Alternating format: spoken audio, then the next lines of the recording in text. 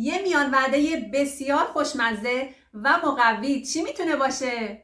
البته که چیز اسکون، اسکون پنیری. توش هم گردو داره هم پنیر. دیگه چی میخوای؟ بریم با هم درستش کنیم.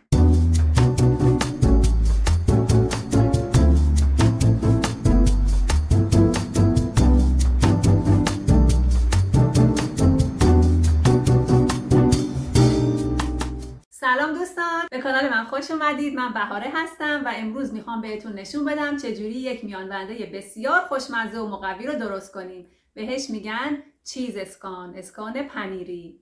خب ابتدا مواد لازم. ما احتیاج داریم به 2 پیمانه آرد سفید یا آل پرپس، 1 پیمانه شیر سر، 1 قاشق چایخوری نمک، 1 قاشق چایخوری بیکینگ پاودر، نیم پیمانه گردو، نیم پیمانه کره سفت خرد شده، 1 پیمانه پنیر موتزارلا و 1 پیمانه ماست ساده. در آخر هم از این ایتالیان سیزنینگ روش میریزیم که خوش‌طعم بشه. خب دوستان، ابتدا ما نیاز داریم که آردمون رو الک بکنیم. آرد رو میریزیم تو الک و به این صورت الک میکنیم.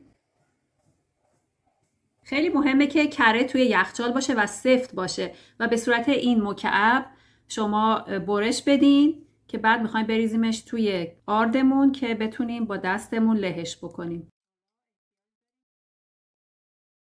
خب وقتی که کره ها رو کامل با دستمون له کردیم توی آردمون، حالا مواد خشک رو اضافه میکنیم.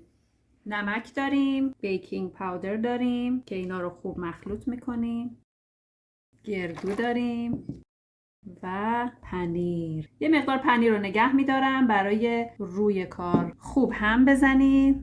مخلوط که شد، حالا شیر رو اضافه میکنیم. حالا نوبت ماسته. ماست دیگه هم که میریزین ماست چی باشه؟ ساده باشه. دنبال یک بافت چسبنده ای هستیم. اینو خوب هم بزنید. خب ما اینو خوب هم میزنیم تا به این غلظت برسیم. ببینید بچه ها، این یک بافت کشیه، اینطوری باید بشه. خب حالا وقتشه که اینا رو اسکوپ بکنیم. به اندازه یه اسکوپ میذاریم توی سینیمون. سعی کنید خیلی اسکوپاتون دقیق باشه، هم اندازه باشن دوستان، که دعوا نشه بین آدما که میخوان بردارن بخورن.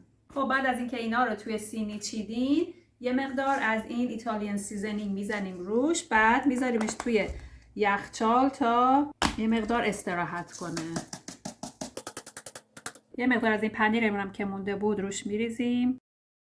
خب 10 دقیقه استراحت تموم شد. چیز اسکان ما آماده است که بره توی فر رو میذاریم روی 380 درجه فارنهایت و میذاریم توی فر به مدت 30 دقیقه تا وقتی که روش طلایی بشه.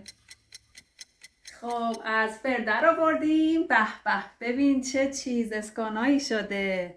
عجب بویی، نگم براتون. میذاریم برای 10 دقیقه خنک بشه، بعد نوش جان کنیم. خب چیز اسکونا در اومده از فر، خنک شده برای 10 دقیقه. حالا میخوام براتون امتحان کنم. بیاین ببینین، این زیرشه، این روشه و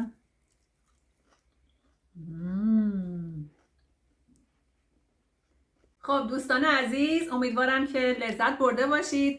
نوش جونتون. بهترین میان وعده برای سر کار، برای بچه‌ها که ببرن مدرسه. توش پنیر داره، توش گردو داره و امیدوارم که خوشتون بیاد. به امید دیدار. اگر از این ویدیو استفاده کردید خوشحال میشم که سابسکرایب کنید، با دوستانتون به اشتراک بذارید و لایک کنید. متشکرم. یخچال تا یخچال. خب چیز اسکونا در اومده از فر، خشک شده، خنک شده برای 10 دقیقه.